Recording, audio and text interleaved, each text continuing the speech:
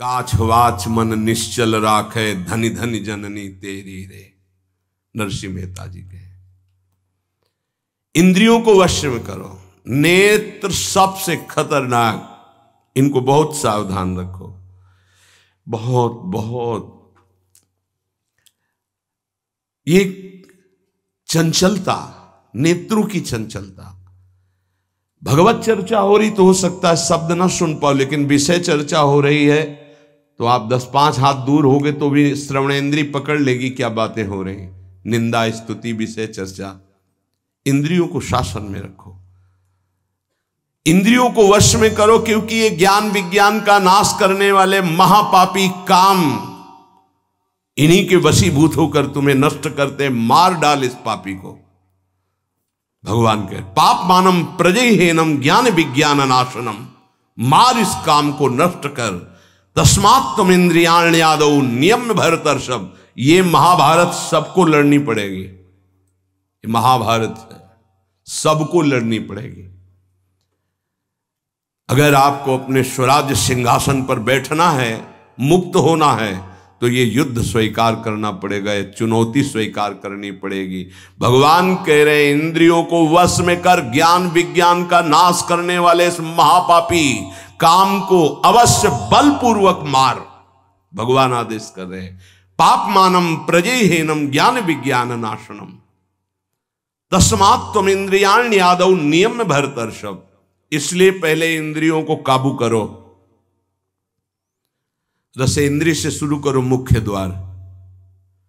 ये ज्यादा रजोगुणी भोजन पाने पर चंचल होती। जब ये चंचल होती तो हर इंद्रियों में चंचलता। इसको संभालो।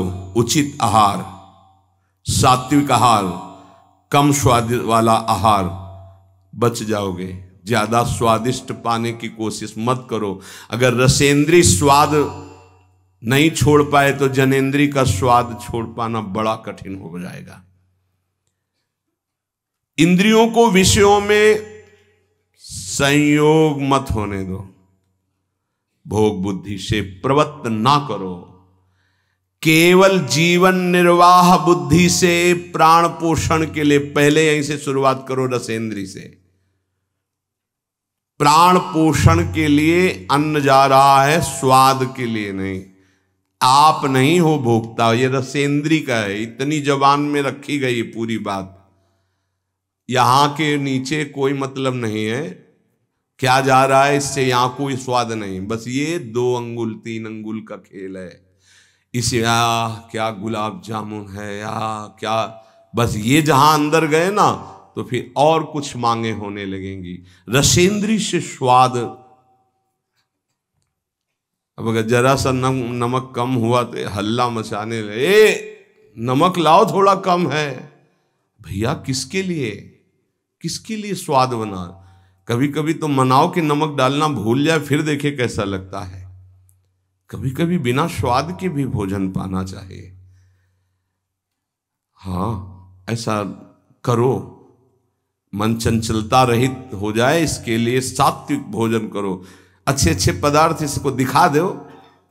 हाँ, जैसे आज साधु सेवा भंडारा ऐसे जैसे होता है, कभी ऐसा उत्सव आदि में दिखा गुलाब जामुन।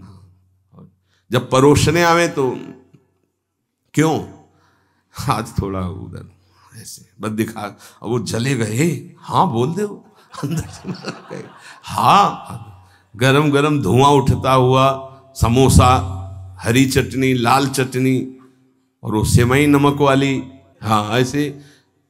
अब ये खा के तुम ध्यान करोगे किसका, अब ये निर्णय तुम करो। ये चीजें खा के तुम ध्यान करोगे, प्रभु का तो ध्यान होने वाला नहीं। सात्विक भोजन पाने से हमारे अंदर भजन की वृत्ति बढ़ती है, और रजोगुणी तमोगुणी भोजन पाने से भोग वासना बढ़ती है, निद्रा प्रमाद स्थिति आती है। बिल्कुल सच्ची बात समझो, ये 3 गुणों से हर सामग्री बनी हुई। इसीलिए संतों ने निर्णय किया आप ये पा सकते हैं, ये पा सकते हैं, ये पा सकते हैं। खूब अनुभूति विषय है, इसलिए मना किया गया। आप ये नहीं पाएंगे। क्यों नहीं, भगवान ने तो सब कुछ बनाया है पाने के लिए, तो पाने के लिए भी बनाया है, तो फिर और व्यवस्था भी भगवान ने बनाई है। रो रो नरक, अंधतामिस्त नरक, ये भी भगवान ने बनाए हैं, तो इनका भी स्वाद आप लीजिए। सावधान, शतोगुणी भोजन संयम पूर्वक पाइए, नाम जप करते हुए, और इतना कि बस लगे कि हाँ, थोड़ा वजन लगने लगे कि हाँ हो गया, बंद कर दो, शाम के फिर पा लेना। कोई तुम्हें तो ये है नहीं कि पता नहीं मिले कि ना मिले, कई दिन मिले कई दिन ना मिले। उसमें होता है कि अब जो मिला है डाल लो, पता नहीं कई दिन बाद मिले। तो आप लोगों को तो एक मिलता है, तो संयम में आपके पास व्यवस्था श्री जी ने सबकी कर दी। तो संयम से आहार, और अच्छे पदार्थ ना लो तो अच्छा है, अगर लो तो बहुत कम लो, थोड़ा। खीर हटाओ और सब कुछ अब पीने दो, तो वो मन, खीर में नुकसान नहीं है, गुलाब जामुन में नुकसान नहीं, वो जो मन को बढ़ावा मिला रसेंद्री के द्वारा, अब वो इतने में तृप्त नहीं रहेगा, वो और इंद्री को लेकर के भ्रमण करवाएगा हमको। और जब इसको मारना, जैसे मन हमसे गलती करवा देता है तो क्या कहो, गाल में मारो, तो त्वगेंद्री पिट रही, उससे क्या होना है। इसको कैसे मारा जाए, इसको ऐसे मारा जाता है, ऐसे। जैसे गुलाब जामुन, भैया आज हमारा पेट दर्द कर रहा है, वो कहेगा नहीं, कहो, नहीं नहीं बिल्कुल नहीं कहेंगे। वो जो मन को पीड़ा हो रही, अब वो पिटाई हो रही। साधक मन को वो दुलार करता, पीट नहीं पाता। इसको पीटना सीखो, बहुत जल्दी ठीक हो जाएगा। ये कहता है आज ये देख ले, हाँ हाँ बढ़िया है, चलो चतुरासी जी शुरू करते हैं। वो कहेगा नहीं नहीं चतुरासी जी शुरू कर। उसको मारना है तो उसके विपरीत चलना पड़ेगा। साधक से गलती होती, मन को मारना है, और वो मारता और किसी को है। आज ये नहीं कहे, आज ये नहीं, आज ऐसे नहीं, आज अच्छा मान लो आप परिक्रमा दे आए, तो शरीर को पीड़ा पहुंच रही, मन को कोई फर्क नहीं पड़ रहा। मन जिसको चाह रहा है वो चीज उसको ना दो तो उसको पीड़ा होती है, और उस पीड़ा को आप अपनी मान लेते हैं, इसलिए दुलार करते हैं। इस रहस्य को समझिए, मन की पिटाई जरूरी है, और ये इतने सुरक्षित रहता है कि इसको दुलार करना होता है, पीटना होता नहीं। इसकी पिटाई है कि ये जब जो मांगे आज ऐसे, तो दिखा दिया कि हाँ देखो ये है, मिलेगा नहीं तुम्हें पाने को, और वो जलन पैदा करेगा। 5 ही मिनट का चांस है, 1-2 बार केवल आएगा ये कि गुलाब जामुन गुलाब जामुन, फिर बाद में तो मिलना। और रोज कौन मिलता है, हाँ नहीं कोई बात नहीं है, धैर्य रखिए। और अगर वहां सब कुछ बना हुआ साथ में केवल खिचड़ी, तो खिचड़ी परोसा लीजिए, और वो जलेगा, आप देख लेना वो जलेगा। ऐसा क्यों कर रहे हो, इसलिए कर रहे हैं कि हमें श्री जी चाहिए। बदमाश, तुझे हम जो दे, फिर इसके बाद हमसे और मांग करेगा। संतों ने इसको ऐसे बस में किया है। बहुत कठिन, बहुत कठिन है। अगर सामने से मिठाई प्रिय है और वो निकल जाए, आप परोसाओ ना, तो आप देख लो, कामा संजायते क्रोधा, भौं चढ़ जाएगी अपने आप से। कितनी बड़ी चूक हो रही है।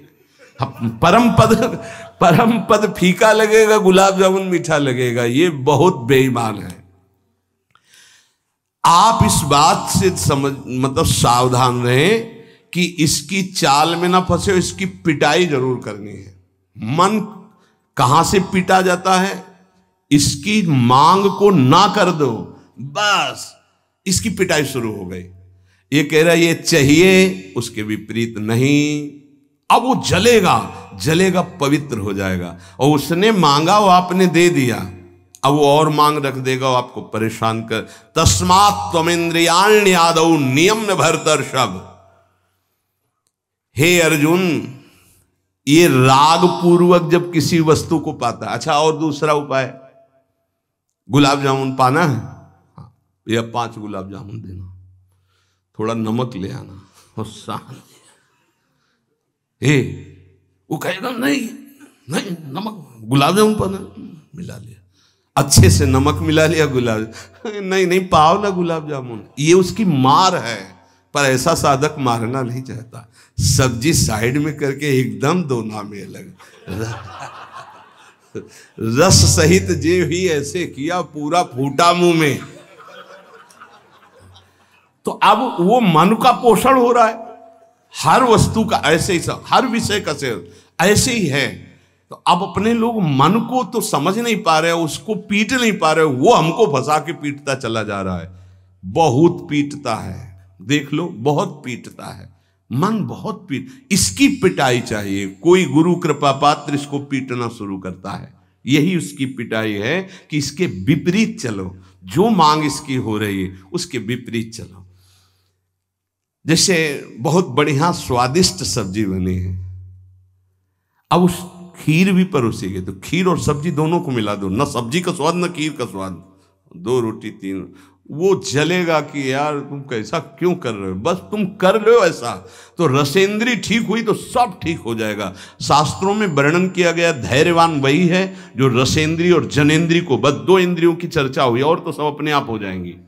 और रसेंद्री प्रधान, रसेंद्री ना हुई तो फिर आगे जो राग पूर्वक भोग, कोई भी भोग किया जाए वो बिल्कुल द्रवित हृदय में छप जाता है, बार बार पीड़ा पहुंचाता है, ना चाहते हुए भी साधक का पतन कर देता है। यही है, ना चाहते हुए पाप कौन करवाता है। आहार का बहुत बड़ा फर्क पड़ता है।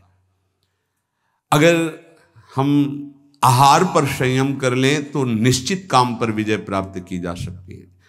अगर आहार पर संयम ने, उचित आहार से अब देखना खाते खाते मर जाते हैं, लेकिन खाने की इच्छा पूर्ति नहीं होती। यही चमत्कार माया का। 2 रोटी डाल लो फिर भजन देखो कैसा होता है, देख लो ना आप करके। खट्टी डकार आ रही है यहां से, फिर भी शाम के बैठे हैं, आलू का पराठा और चटनी ये और वो, फिर जाके पचाने में पूरी ताकत। भजन कैसे करोगे? थोड़ा भोजन करो, खाते खाते मर गए यार। आज यहाँ का, कल वहाँ का, परसों यहाँ का, संसारी पुरुष इसी में लगे रहते हैं। सुनो, उतना डालो जितना प्राण पोषण के लिए। कभी ऐसा देखो कि पेट में वजन ना आने पावे। अगर आपको भजन बढ़ाना है तो पेट में वजन ना आने पावे, ऐसे जब बैठो और भोजन शुरू करो, जहां लगने लगे कि पेट में कुछ आ, वहीं बंद कर दो। और 1 दिन का अभ्यास, निर्णय करो कि 2 रोटी इतना इतना इतना और उतना ही। ये बार बार बांटना और बार बार पाना ये साधकों के लिए ठीक नहीं है। एक बार रखवा लो 4 रोटी से दाल सब्जी और बस खत्म। आपका घर है, आप श्री जी का प्रश्न, बस एक बार, और उसी को पाके अपना भजन करो। धिक्कार है जीवन को, खाते खाते अवस्थाएं बदल गई, बचपन से लेकर 50-60 वर्ष के वही खाने की इच्छा। कभी तो थोड़ा मन वही फंसाए है, मृत्यु आ जाएगी फिर भी खाने से तृप्ति नहीं होगी। एक बार इस रसेंद्री को काबू में किया जाए, भोजन पर सावधान, थोड़ा अल्पाहार, इतना जिससे हमारे प्राणों का पोषण हो जाए, सब ठीक हो जाएगा। आप देख लेना, अल्पाहार। अगर भोजन सुधार नहीं होगा तो फिर भजन में सुधार नहीं होगा। भोजन, बहुत प्राण शक्ति प्रबल है आपकी, ऐसे नहीं निकल जाएगी। बहुत प्राण शक्ति बलवान होती है। वायु, अन्न, जल उचित चला गया तो खूब साधना बनेगी। इसलिए कोई भी वस्तु राग पूर्वक सेवन न की जाए। ये ज्ञान मार्ग, भक्ति मार्ग, जो मार्ग के उपासक, उनको इस बात पर विशेष ध्यान रखना, चाहे गृहस्थ हो चाहे विरक्त हो। शास्त्र के अनुसार कर्तव्य कर्म होने चाहिए और राग रहित आहार विहार होना चाहिए। पूज्य श्री पंडित गया प्रसाद जी के शिष्य मास्टर बाबा, उनके पास जितने साधक रहते थे तो उनकी सब्जी में नमक नहीं, खीर में चीनी नहीं, ऐसे ही उल्टा सीधा बनता था। तो जानते हो कैसे साधक रहते थे? 2-4, जब दंडोती परिक्रमा लगा रहे थे तब वहां गए थे 2-4 साधक। जब शाम के मिला ना तो वहां कुछ पकड़ में नहीं था कि रोटी से सब्जी पाओ तो कुछ पकड़ में आवे, या दूध और चावल मिला के रखा गया तो कुछ पकड़ में, कुछ पकड़, न मीठा न खट्टा न नमकीन न कुछ। वो भगवत धाम को प्राप्त हो चुके हैं, बहुत अच्छे महात्मा थे पूज्य श्री मास्टर बाबा जी। ये बड़े बड़े महापुरुष ऐसी चाल क्यों चलते हैं? क्योंकि वो अपनी इंद्रियों को काबू में रखना साधकों को सिखाते हैं। काम को मारने के लिए सबसे पहले इंद्रियों का नियमन करने को श्री भगवान कह रहे हैं। तस्मात् तुम इंद्रियाण यादव, नियम में भरतर्षभ, इनको पहले कंट्रोल में करो।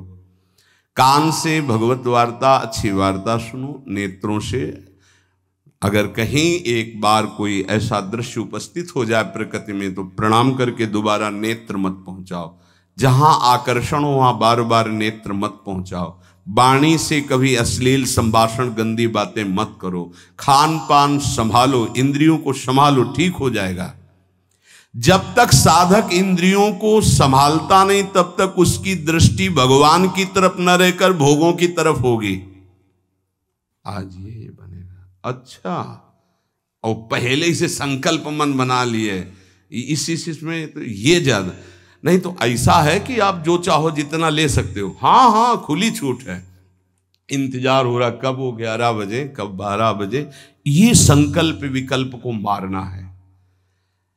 कभी कभी ऐसा कर लिया करो, ज्यादा मन तैयार हो गया ना कि आज तो उत्सव है, बहुत गोल कर दिया, आज उपवास करेंगे हम, तो सब मत करना, नहीं तो गड़बड़ हो जाएगा। अलग अलग उत्सव में एक एक दो दो, आज नहीं पाएंगे, आज भूखे रह करके रहे। फिर आप देखो जो आपको मन जलन पहुंचाएगा वही मन को अधीन करने के बिना इसके अधीन नहीं होने वाला। ये भी बात समझ लीजिए, यहीं से अधीन किया जाता है। जैसे अपने लोग अब सावन भर केवल गंगा जल पी कर रहेंगे, जो भगवान शिव की उपासना गंगा किनारे सावन खूब आराम से 2 4 5 दिन शिथिलता होती है, इसके बाद वो शरीर उसी ढांचे में ढलने लगता है और गंगा जी में सब सामर्थ्य विराजमान है। सही, कभी हम अपने शरीर को शक्तिहीन अनुभव नहीं किया। गंगा जल में इतना पावर विराजमान है, ऐसे पदार्थ विराजमान है। उस समय जब गंगा जल ही केवल बहुत सामर्थ्य उसमें, कभी ऐसा नहीं लगा। जब गंगा जल पीते थे तो लगता साक्षात माँ का दूध पी रहे हैं, एक विशाल अंदर से उत्साह प्रकट होता था। 2 4 दिन के बाद शिथिलता खत्म हो जाती है और वो शरीर पचाने लगता है। जो अन्न की मांग करता है वो धीरे धीरे शांत होने लगता है।